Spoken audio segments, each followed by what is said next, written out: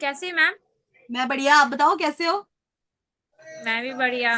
आप अपना आप? नाम बताएंगे। तनुश्री प्रमाणिक। तनुश्री प्रमाणिक। ठीक है, बताइए कैसे हैं आप।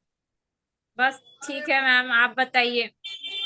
मेरे को नहीं, आपको बताना है कि दिक्कत क्या है, कहाँ से शुरू करना है, क्या इशू आ रहा है।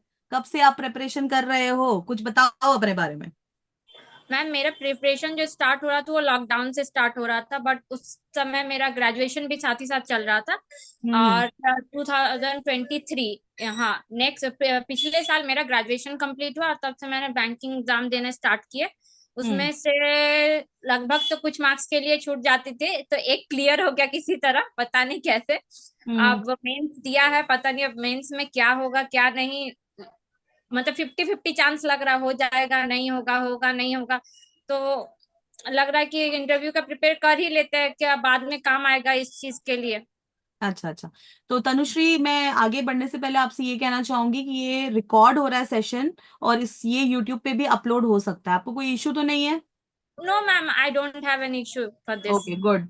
तब तो आप बढ़िया है फिर तो। प्लेटफॉर्म को शेयर करना मतलब बहुत बड़ा बात हो जाएगा फिर मेरे लिए। आप जैसे बच्चे ही तो और लोगों को इंस्पायर करेंगे ना, ताकि वो भी सेशन करें और उन्हें भी बेनिफिट मिल सके, है ना।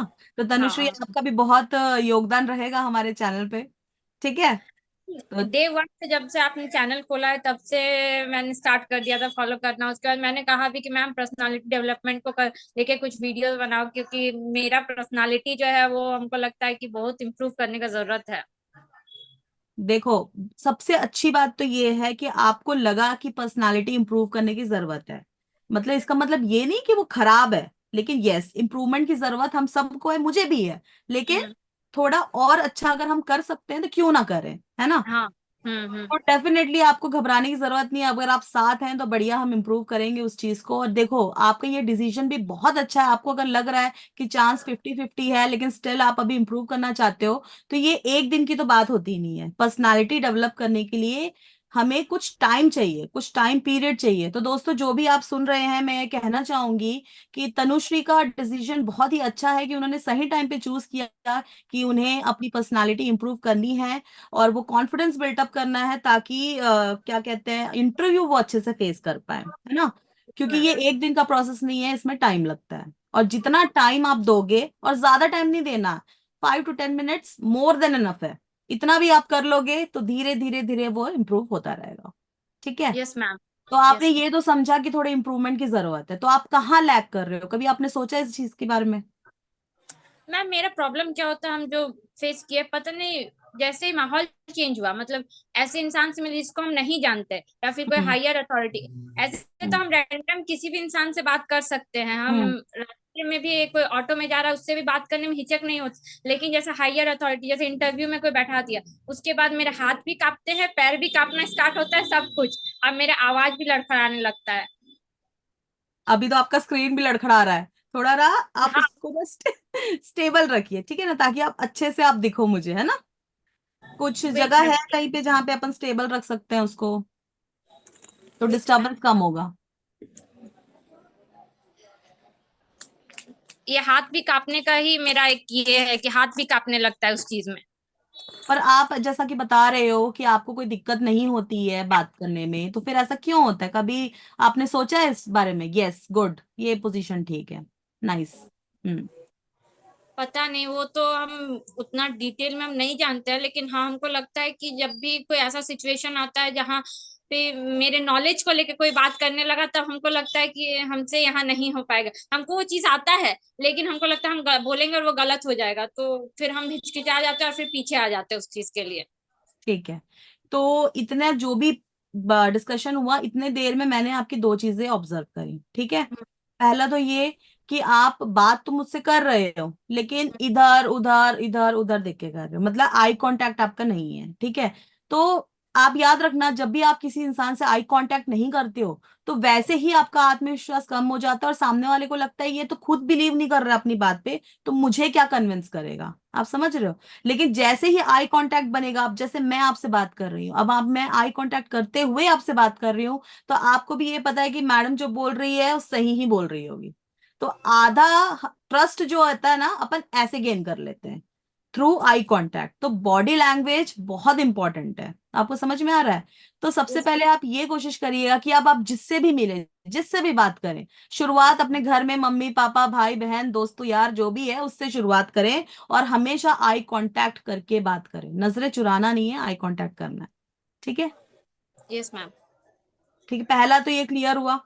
और दूसरी बात ये बोल रही थी मैम कि आपने कॉन्फिडेंस की बात की थी ना, कि आप हिचकिचा जाते हो, नॉलेज के ऊपर बात आ जाती है तो आप ऐसा लगता है आपको कि गलत बोल रहे हो, है ना? हम्म। हाँ। तो आप ये बताइए कि आप जो भी पढ़ाई कर रहे हो, जितनी भी नॉलेज है आपको, उसका सोर्स ऑफ इंफॉर्मेशन क्या है, मतलब कहाँ से पढ़ रहे हो आप? सोर्स क्या ऑफ वो इंफॉर्मेशन। ऑथेंटिक जगह है, ऑथेंटिक वेबसाइट है? एकदम सर, अंकुश सर, आशीष सर, निमिषा मैम, उनके पास अच्छा। मैंने पढ़ाई किया है।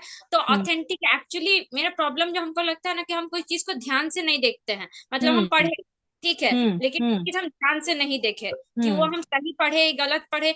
अगर हमको कोई 2 बार बोल दिया नहीं तुम गलत पढ़ी है, तो हमको बिलीव हो जाता है कि हाँ सही में हम गलत ही पढ़े उस चीज को। तो वो हम्म। होता है मेरे साथ।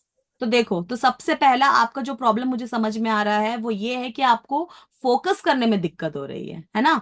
क्योंकि आप पढ़ तो रहे हो लेकिन इतना ध्यान से नहीं पढ़ रहे हो कि वो दिमाग में आपके बैठ जाए। तभी तो अगला बंदा अगर आपको कह देता है कि नहीं नहीं तनुश्री आप गलत बता रहे हो, तो आप फिर वो हो जाते हो कि अरे यार मैं गलत बता रही हूँ। समझ रहे हो आप? सेम चीज आपको इंटरव्यू में भी अगर आप फेस करते हो, इंटरव्यू में तो आपको जो इंटरव्यूअर पैनल है ना वो भी आपको कंफ्यूज करेंगे इसी तरह। वो आप कुछ बताओगे उसमें से आप बोलेंगे क्या क्या तनुश्री आपने ये कहा, फिर आप डर जाओगे क्योंकि आपको अपने ऊपर ही कॉन्फिडेंस नहीं है। तो सबसे पहले आप फोकस करो, जो भी पढ़ो। मैं ये नहीं कहती कि आप क्वांटिटेटिव पढ़ाई करो, क्वांटिटेटिव मतलब इतना ज्यादा पढ़ो कि याद करने में दिक्कत हो जाए। कम पढ़ो, जो भी पढ़ो अच्छा पढ़ो। ठीक है? और अगर दिक्कत होती है ज्यादा देर पढ़ने में तो हाफ एन आवर का गैप ले लो बीच बीच में, या 5 to 10 मिनट्स का गैप ले लो, रेगुलरली मत करो। मतलब बीच में छोटा छोटा ब्रेक लेते रहो और जो भी पढ़ो उसका रिवीजन करो। ठीक है? तो रिवीजन करते रहोगे तो दिमाग में कंटिन्यूली वो क्या बोलते हैं, जो भी आपने पढ़ा है ना वो आपको बार बार याद आता रहेगा, रिवाइज करते रहोगे। तो जब भी आप बोलोगे और सामने वाला अगर आपको क्रॉस क्वेश्चन करेगा तो आप उसका जवाब दे पाओगे कि यस मैंने तो यही कहा था। ठीक है? समझ में यस। आया? क्योंकि प्रॉब्लम कहाँ हो रही है, आपके फोकस करने पे। और देखो सोर्स आपका सही है, आप जिन भी टीचर्स को फॉलो करते हो बहुत बढ़िया है, लेकिन प्रैक्टिस आपने करनी है। ठीक है ना? और प्रैक्टिस आपने करनी है, याद भी आपको करना है, क्योंकि देखिए मेंस इंग्लिश ये सारा क्वांट ये सब आपका मेंस तक ही है। अब इंटरव्यू में आपसे क्या पूछा जाएगा? आपके बारे में पूछा जाएगा, बैकग्राउंड क्वेश्चंस आपके ज्यादा रहेंगे, टेक्निकल क्वेश्चंस भी होता है डिपेंडिंग अपॉन द पैनल, उनका मूड कैसा है उस समय। तो वो तो कोई बात नहीं, लेकिन वो आपका कॉन्फिडेंस पहले चेक करेंगे। ठीक है? कि आप क्या बता रहे हो, कैसा बता रहे हो, इसको विश्वास है कि नहीं है।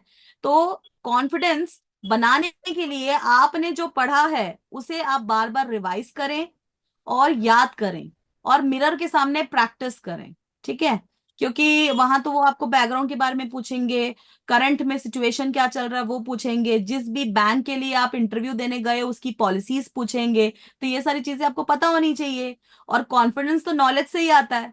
और नॉलेज कैसे बढ़ेगा? बार बार पढ़ के, रिपीट करके और रिवाइज करके, जिससे आपको यस। याद रहे। तो जैसे कि अगर मैंने आपको पूछा आपका नाम क्या है, आपको फट से याद था मेरा नाम तनुश्री प्रमाणिक, यही कहा आपने, कितना यस चेहरे में आपके कॉन्फिडेंस था। लेकिन अब मैं पूछूंगी चलिए ये एसबीआई की 4 पॉलिसी बता दीजिए, आपने पढ़ा होगा। हाँ। मैम। आपकी स्माइल से मेरे को समझ में आता है कि आपने पढ़ा होगा पर आपको याद नहीं है ना? नहीं। तो वो ऐसा तो है नहीं कि बस वो आपसे आपका नाम पूछ के चुप हो जाएंगे, आगे भी तो बात करेंगे ना।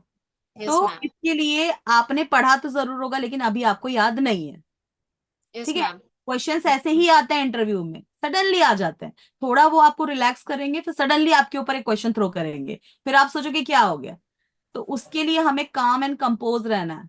क्यों? ताकि हमें क्वेश्चंस ध्यान से सुनना है कि वो क्या पूछ रहे हैं।